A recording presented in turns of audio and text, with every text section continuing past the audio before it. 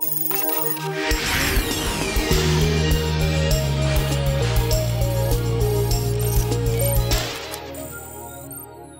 Audi dans le texte, du classique, 11e victoire en 13 ans, le 5e triplé pour Audi.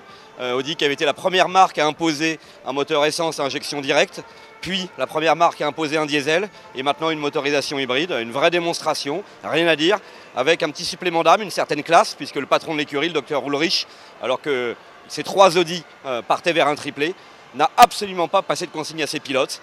Ils se sont bien bagarrés en piste. On a vu Benoît Tréluyer faire craquer Alan McNish. 2e victoire pour Benoît Tréluyer, le petit français de chez Audi qui monte, parce qu'il n'est pas le seul chez eux. Rien à dire, vraiment formidable. Alors plutôt que de déception, je parlerais oui, de demi-satisfaction. Un programme démarré très tard par rapport à l'échéance des 24 heures du Mans, des problèmes pendant la préparation, aucune course avant d'arriver dans la Sarthe. Finalement, on a vu des Toyota performantes, puisque quand les Toyota ont eu des problèmes, elles étaient en train de se battre pour la tête de la course face aux Audi. Elles ont tenu le temps qu'elles ont tenu, avec un accident notamment, et puis des problèmes techniques sur la seconde.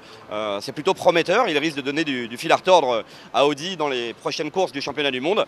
Et l'an prochain, où on attend Toyota comme un vrai contradicteur cette fois pour la marque Ozzano. Oui, une semaine catastrophique pour Pescarolo. Mercredi, jeudi, les 2 séances d'essai, les 2 autos pulvérisées, des mécaniciens qui travaillent jusqu'à 6 h du matin, de mauvaises conditions pour préparer la course. Et puis une course qui se passe mal, tout était mal embarqué depuis le début, des problèmes techniques, etc.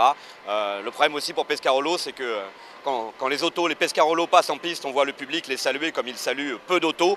Mais c'est une écurie qui manque de moyens, de soutien, de pérennité. On la retrouve depuis quelque temps plus souvent dans les chroniques judiciaires que dans les résultats sportifs. C'est une écurie qui mériterait un minimum de moyens et puis du temps, la pérennité, un peu de calme et les résultats pourraient revenir tels qu'on les avait connus. Le championnat du monde est plutôt prometteur pour les dernières courses. Si Toyota arrive à fiabiliser ses autos, à travailler la performance pour aller chercher Audi, ce ne sera pas suffisant. On sait que le titre est pour la marque allemande. Il faut dire qu'on ne s'attendait pas à un championnat aussi déséquilibré, puisque Peugeot s'est retiré très tard, en janvier. Il faudra attendre un petit peu. L'an prochain, ce sera vraisemblablement mieux. Et puis évidemment 2014 avec l'arrivée de Porsche.